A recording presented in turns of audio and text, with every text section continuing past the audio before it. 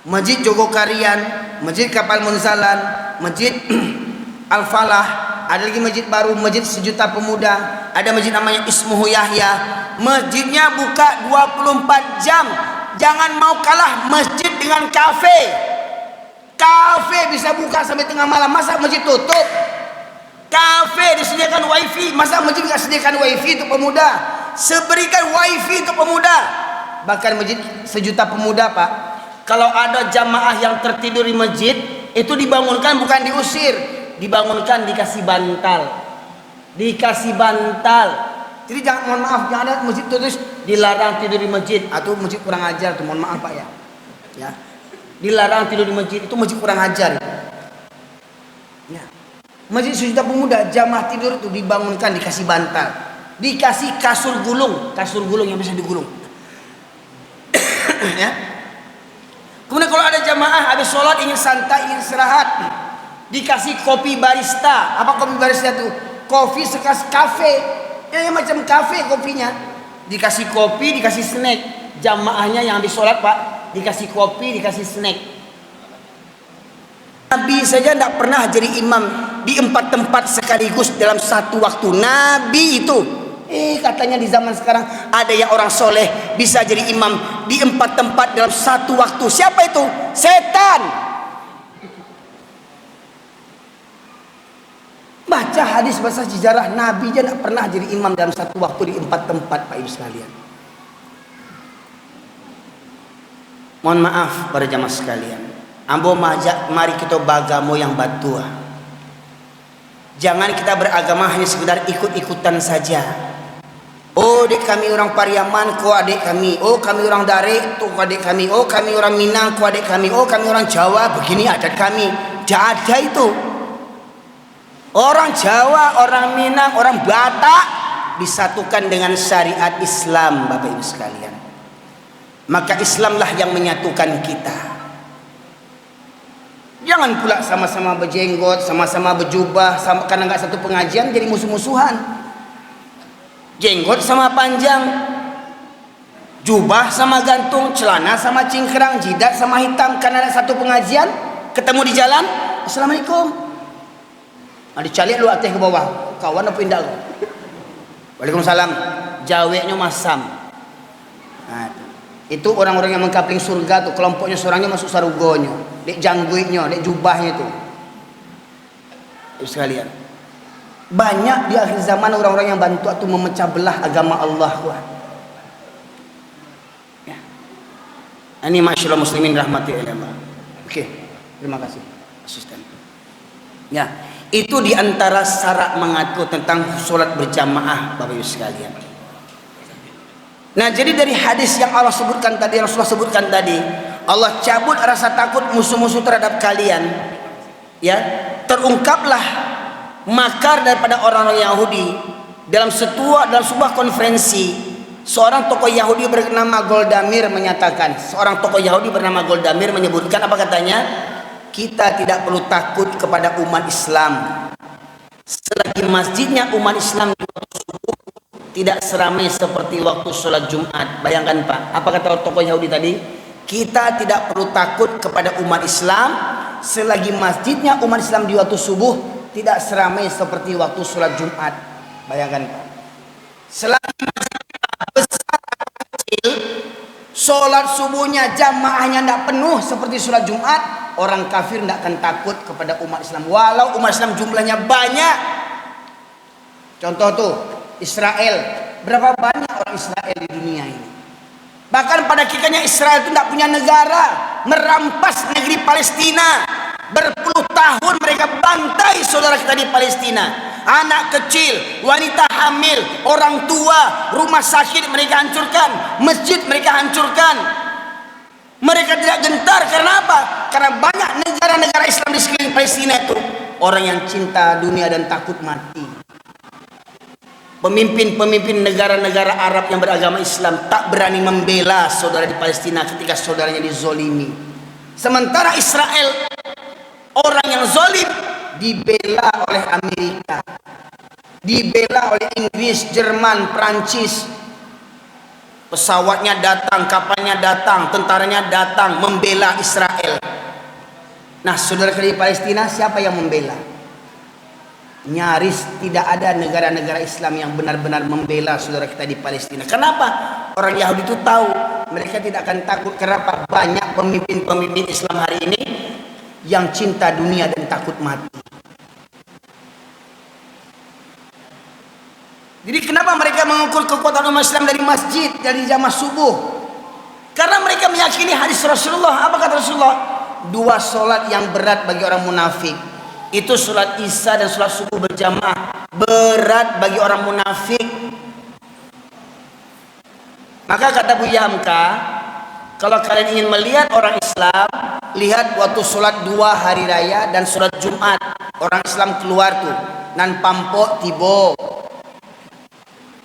Nan koruptor tibo, nan agen togel guys tibo tuh, ya, nan hari-hari juan jiang tibo, hari Jumat tuh, hari Jumat, ya. Tetapi kalau ingin melihat orang beriman, kata Buya Hamka, lihat waktu sholat subuh. Siapa yang rutin datang sholat subuh, itulah orang yang beriman. Makanya lihat waktu sholat subuh ramai tidak seperti sholat Jumat. Berapa jumlahnya yang datang sholat subuh? Dan siapa yang datang? Kebanyakan. Nih Pak Ibu sekalian, ibu-ibu, bu, ibu-ibu kalau ingin cari menantu, cari di masjid waktu subuh. Siapa yang rajin ke masjid, rutin ke masjid waktu subuh, ambil jadi menantu. Walau umurnya 60 tahun, 70 tahun. Bapak itu, saya yakin menantu ibu ini akan selingkuh lagi nih. Apa soalnya Pak? Aduh ibu, apa? Aduh ibu rupanya. Tambuci. Ya. Sebab hari ini yang gaek-gaek yang masih surau kini yang muda-muda manyong. Muda-muda. Yang pandeka sile, pandeka patata petiti, banyak. Yang pandeka tambu tasa, dia tambu tasa dia betabui goyang-goyang palu. Lesolan enggak yang tambu tasa tuh? Ubili namanya.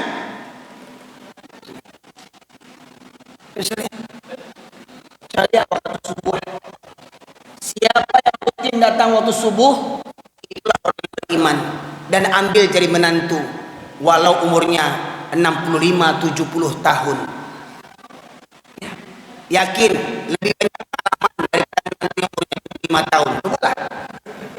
Walau mungkin casingnya agak lain, tapi mesinnya mesin Jepang itu Pak Yusuf. Tak percaya bu, coba cek. Pilih. Sebab hari ini begitu. Masjid di waktu subuh tidak diminati oleh para laki-laki. Ketahuilah, perjalanan yang terjauh dan terberat bagi seorang laki-laki, ibu, perjalanan yang terjauh dan terberat bagi seorang laki-laki adalah perjalanan ke masjid. Berapa banyak anak mahasiswa merantau ke Pekanbaru, kos di sini. Kok dari Siaknya, dari Pasir Pengarayan, dari Bagan Batu, dari Talua, kuliah di Pekanbaru, kos di sini. Pertanyaannya, berapa banyak yang berangkat ke masjid waktu subuh? Berapa banyak yang berangkat ke masjid waktu subuh? Dari rumah, dari Talua ke Pekanbaru bisa dia kuliah, bisa dia cari rumah kos. Tapi dekat rumah kos, tidak banyak yang sanggup berangkat ke masjid. Betul enggak?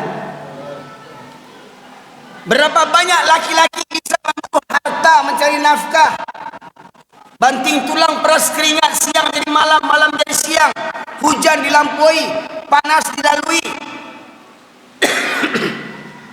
sampai punya lagu, gunungkan kudaki, lautan kuseberangi, surau terlewati. Berapa banyak pak buru babi talok pai jauh-jauh, pak buru babi di Pekanbaru pai ke kampuang no kagam tuh.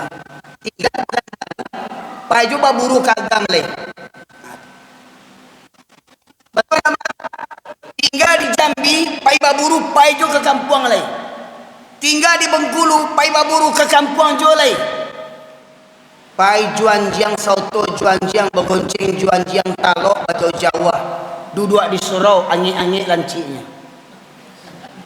Ndak talok berangkit ke surau, anjiang.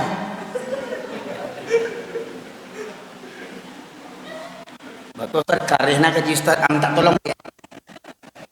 Supaya saya faham para jemaah sekalian, kareh bana kan Ustaz Erwin Komah. Surat ke-7. Surat ke-7 ayat 176. Kesi orang di YouTube kareh bana kaji Ustaz Erwin ko menyinggung orang jo kajinya kita dengar. Sia yang kareh sebenarnya ko.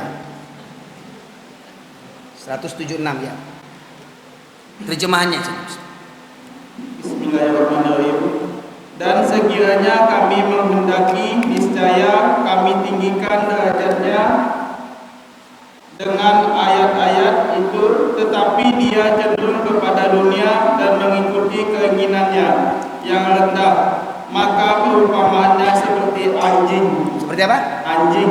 Kok lemah bacanya seperti apa? Anjing. Anjing. Atau Allah yang buat, Pak. Ulang lagi. Kalau kami menghendaki, dan kalau kami menghendaki, dan sekiranya kami menghendaki, niscaya kami tinggikan derajatnya dengan ayat-ayat itu. Dari Pak, yang membuat derajat kita tinggi bukan di galada tua awak. Yang membuat derajat awak tinggi bukan di awak orang Minang dan Baradai. Yang membuat galawak tinggi bukan di awak pejabat, bukan di awak orang kayo, bukan di gubernur, bukan di anggota dewan. Yang membuat kita mulia ketika kita memahami Al-Quran. Itulah letak kemuliaan kita. Tetapi kata Allah,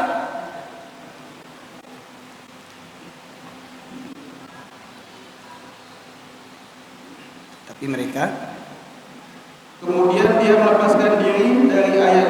tidak, sebelumnya ini 175, 176. Tetapi dia cenderung kepada dunia dan mengikuti keinginannya yang rendah. Nah, tetapi mereka cenderung kepada dunia. Mananya apa? Lebih banyak waktunya habis untuk urusan dunia daripada habis untuk mengkaji Al-Quran. Lebih banyak habis waktunya untuk urusan dunia. Dari rumah ke musaji bara jauhnya. Dari rumah ke musaji bara paneknya. Dari rumah ke musaji bara habis pitihnya. Dakenya ke musaji. Tapi kalau pai baburu bara jauhnya. Pai baburu sia kawannya, anjing-anjing itu kawannya itu. Ya. Ibu sekalian, bahkan orang itu sanggup pergi berburu berjauh-jauh kilometer tetapi ke masjid tidak sanggup. Maka kata Allah, perumpamaannya, maka perumpamaannya seperti anjing. Tuh, perumpamanya seperti anjing kata Allah. Orang yang sanggup untuk urusan dunia kemana-mana tapi tidak sanggup ke masjid, anjing kata Allah. Ini kata Allah, Pak. Yang baca si Ardini, ya. Tandai mukanya nih, Pak. Yang menyebut nama anjing ini beliau ini, bukan saya. Baik, cukup. Nah, sampai Allah sebut dengan anjing, Pak. Hati-hati nih pemuda-pemuda. Kenapa kok pemuda sanggup main handphone berjam-jam, nonton bola sanggup di lapangan, gol, tapi ke masjid subuh nggak banyak, nggak sanggup ke masjid. Banyak pemuda-pemuda anjing sekarang ini, sekali.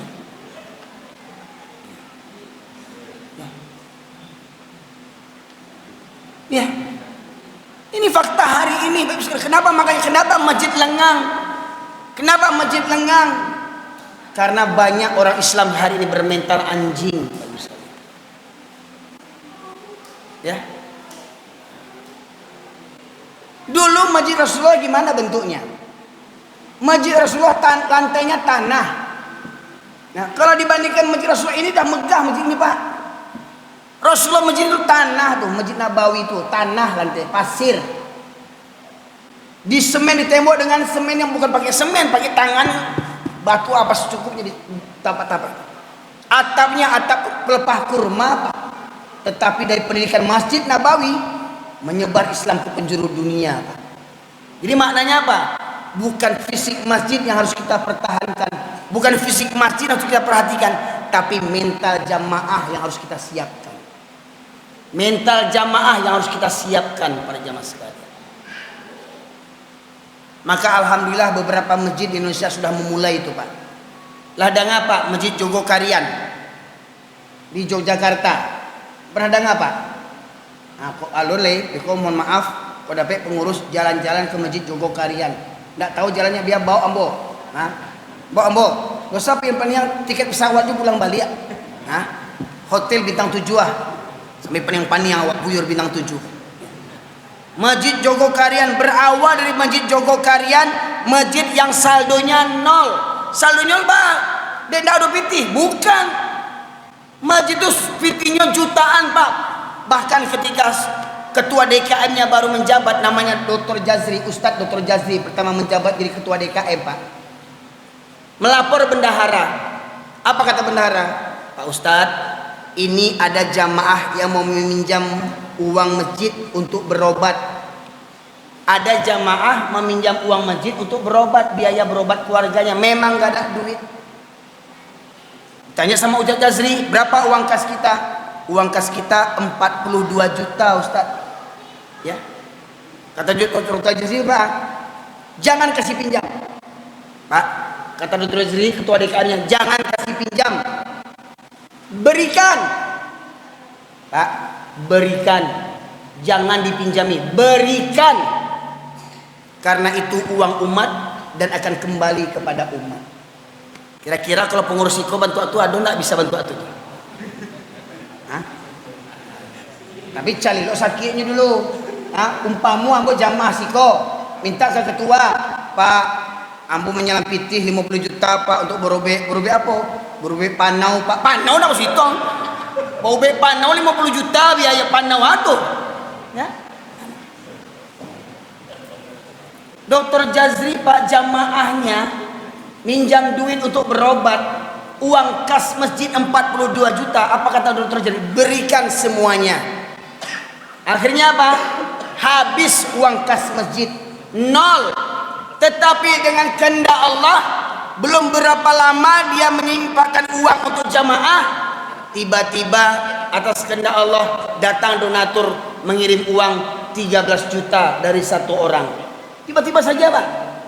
Setelah itu datang pula orang yang kedua, transfer uang 20 juta. Saat itu juga, Pak, tidak berapa hitungan lama, berlebih babaliak putih itu, Pak, dari jalan yang lain. Kok dapat pengurus musajid bantu atu? Tapi yo calik jo jamaahnya, ya Pak, siapa jam ikut selam kok jamaah tu bampok jo kerajanya minta pitih jo tu. Batu ampok tu sangat mencuang ya. Laka susah baru ke musajidnya. Ya, waktu sana-sana orang azan bampok aja lapau. Lah kalah baju di minta tolong kamu saji. Tolong Pak, tangan ambo kena ke stroke dek bampok. Ya. Jangan kasih pinjam. Sakangan waktu domino tu kemuncuang ya. Jadi begitu Pak. Dari Masjid Jogokarian, Pak. Kemudian Masjid Jogokarian pengurusnya membuat data. Jadi Masjid Jogokarian itu ada denah, ini masjid. Ada denahnya. Rumah-rumah ada denahnya. Rumah warna hijau umpamanya itu rumah yang satu keluarga rajin ke masjid, warna hijau rumahnya. Rumah warna kuning itu satu keluarga cuma orang tuanya ke masjid, anaknya tidak ke masjid, kuning warnanya. Rumah warna merah orang tua sampai anaknya tidak ada yang ke masjid, warna merah. Maka pengurus punya kiat gimana supaya warna kuning dan merah mereka bisa menjadi warna hijau. Didatangi ke rumah, kenapa tidak ke masjid?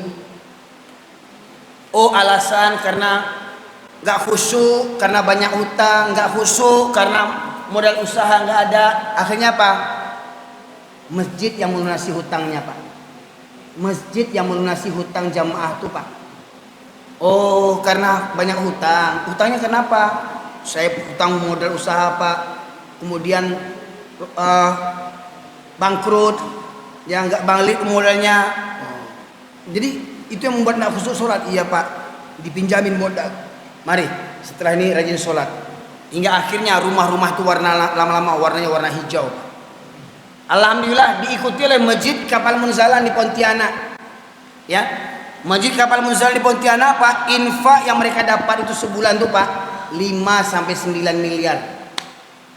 Infak sebulan 5 sampai 9 miliar. Itu tadi, kalau jamaah terlilit hutang, diteliti, dicek, disurvei, oh benar dia nih, karena kesulitan dia berhutang, dilunasi hutangnya. Oh nih jamaah ngadak modal usahanya, dipinjami modal usaha. Kalau beruntung dia bagikan ke masjid. Kalau bangkrut dia, ya sudah sama-sama merugi kita. Ya. Oh ada yang berobat nggak ada kartu BPJS, nggak ada modal biaya, masjid yang membayari biaya berobatnya. Oh ada orang tua nggak sanggup menyekolahkan anaknya dari SD sampai sarjana, masjid yang menyekolahkan. Kalau begitu masjid Pak, gimana nggak makmur umat ini Pak Ibu sekalian. Makanya bahkan masjid itu Pak menjemput jamaah. Kenapa? Masjid itu sekeliling banyak orang Nasrani. Jadi orang Islam itu rumahnya jauh-jauh. Maka dijemputlah mereka dengan mobil. Dijemput mobil. Waktu subuh dikasih sarapan gratis. Dijemput zuhur dikasih makan siang gratis. Dijemput maghrib dikasih makan malam gratis. Sehari 3 kali kasih makan gratis. Dijemput antar jemput dari satu mobil. Sekarang Masjid Kapal Munzalan punya 30 mobil lebih, 3 diantaranya mobil Alphard Pak. Mobil Alphard untuk jamaah. Mobil Alphard dapat wakaf dari orang kaya, 3 mobil Alphard untuk menjemput jamaah sholat dari rumah ke masjid antar pulang. Bayangkan 5 miliar tiap bulan. Nah mereka ingin gimana masjid-masjid Indonesia ini bisa kaya seperti begitu. Maka dibukalah pelatihan PMB, pelatihan masjid bilioner. Pelatihan masjid bilioner. Alhamdulillah saya sudah ikut pelatihannya. Saya ikut di pelatihan yang kelima, PMB yang kelima, pelatihan masjid bilioner yang kelima. Dan kemudian dari Masjid Kapal Munzalan itu lahirlah Masjid Al-Falah di Sragen. Inilah salah satu bukunya Pak Ibu sekalian. Kalau dapat pengurus masjid punya buku ini. Ya, pengurus masjid kau dapat punya buku ini. Bagaimana strategi supaya masjid jadi kaya? Dan kayanya itu bukan untuk bangun menara, buat pagar, ganti karpet, tetapi membentuk mental jamaah supaya mental jamaah kuat beriman dan bertakwa kepada Allah Subhanahu wa taala. Miliki buku ini. Saya bukan promosi buku ini ya, tapi ilmunya miliki buku ini. Gimana supaya strategi masjid itu memberikan manfaat kepada umat. Jangan masjid hanya menumpuk uang-uang masjid, uang-uang umat itu ditumpuk. Oh saldo kita 100 juta, saldo kita 50 juta. Sementara ada anak yatim tidak punya uang sekolah. Ada tetangga masjid tidak punya duit untuk berobat. Berdosa pengurus masjid. Ya. Nah jadi para jemaah sekalian, di akhir zaman ini kita lihat orang berlomba-lomba membangun masjid, tapi masjidnya kosong daripada jamaahnya. Nah, maka mari kita buat strategi. Bagaimana strategi agar jamaah ramai? Ada 8 strategi agar jamaah subuh bisa ramai seperti jamaah sholat Jumat. 8 strateginya Pak Ibu sekalian. Tapi karena mengingat waktu, ya, kalau mau sampaikan bukan sampai pagi tidak selesai ke 8 strategi kok Pak Ibu sekalian. Ya, insya Allah kok diundang mau balik, mau kupas balik kok diundang ya. 8 strategi agar jamaah subuh bisa seramai jamaah sholat Jumat. Ya, diantaranya Pak, saya kasih bocoran juga nggak sampai hati saya. Saya kasih bocoran untuk pengurus masjid. Yang pertama, buat inovasi pengurus. Apa itu? Yang pertama, Masjid Jogokarian, Masjid Kapal Munzalan, Masjid Al-Falah, ada lagi masjid baru, Masjid Sejuta Pemuda, ada masjid namanya Ismuhu Yahya. Masjidnya buka 24 jam. Jangan mau kalah masjid dengan kafe. Kafe bisa buka sampai tengah malam, masa masjid tutup? Kafe disediakan wifi, masa masjid nggak sediakan wifi untuk pemuda? Seberikan wifi untuk pemuda. Bahkan Masjid Sejuta Pemuda Pak, kalau ada jamaah yang tertidur di masjid, itu dibangunkan bukan diusir, dibangunkan dikasih bantal. Dikasih bantal. Jadi jangan, mohon maaf, jangan ada masjid terus dilarang tidur di masjid, atau masjid kurang ajar tuh, mohon maaf Pak ya. Dilarang tidur di masjid, itu masjid kurang ajar. Ya. Masjid Sejuta Pemuda, jamaah tidur itu dibangunkan, dikasih bantal, dikasih kasur gulung yang bisa digulung. Ya. Kemudian kalau ada jamaah habis sholat ingin santai, ingin istirahat, dikasih kopi barista. Apa kopi barista itu? Kopi sekas kafe, ya macam kafe kopinya. Dikasih kopi, dikasih snack. Jamaahnya yang habis sholat pak, dikasih kopi, dikasih snack. Masjid membuka makan gratis. Sehari 3 kali masjid memberikan makan gratis. Dari mana uangnya? Dari donatur, bukan dari masjid. Ketika masjid memulainya, diposting di sosial media, diposting direkam begini, di-share ke video, ke YouTube, ke Facebook, insya Allah pak, donaturnya bukan dari orang Pekanbaru, bisa jadi donaturnya dari orang Kalimantan, orang Arab Saudi, orang Korea pak. Yakin tak kita itu? Jadi mohon maaf pak, jangan kecil hati kalau masjid kita begini, jangan kecil hati. Oke, kita selesaikan ini, tetapi jangan lupa bina mental jamaah masjid. Bina mental jamaah masjid. Kemudian materi yang bisa dilaksanakan, buat program mabit namanya. Apa mabit itu? Malam bina iman dan takwa. Kalau dapat pak, dia awali sebulan sekali, diajak remaja mahasiswa itu tidur di masjid, malam minggu tidur di masjid. Seperti apa bentuk acaranya? Setelah sholat isya, semua jamaahnya tahsin tajwid Al-Quran. Istirahat. Kemudian kalau perlu lagi nonton bareng, tapi bukan nonton bola Indonesia sama Korea, bukan.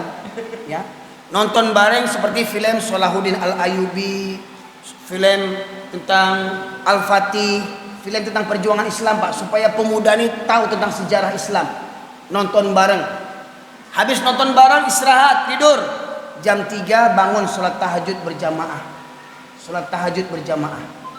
Habis sholat tahajud berjamaah, muhasabah, dipimpin doa, supaya menghayati doa itu dipimpin doanya. Kemudian sambung dengan subuh berjamaah. Habis subuh berjamaah, kajian berjamaah, kajian tabligh akbar. Habis tabligh akbar, sarapan gratis. Usah mewah-mewah, katubek kulit tunjang juga sorang-sorang. Ya, usah mewah. Ya. Katupek kulit tunjang tu cukup itu. Ya. Kita luar ianya. Ambo yakin pak. Ya. Insyaallah kalau itu bisa dimulai, donaturnya pak bukan orang kampung. Jangankan itu, musaji awakku bisa selesai pak. Masjid Kapal Munzalan yang dulunya kecil pak, sekarang sudah membuat 7 lantai, tower 7 lantai pak. Ya. Apa diantaranya lantai itu isinya? Penginapan gratis bagi musafir, penginapan gratis sekelas bintang 4. Di Masjid Maju itu masjid buka 24 jam.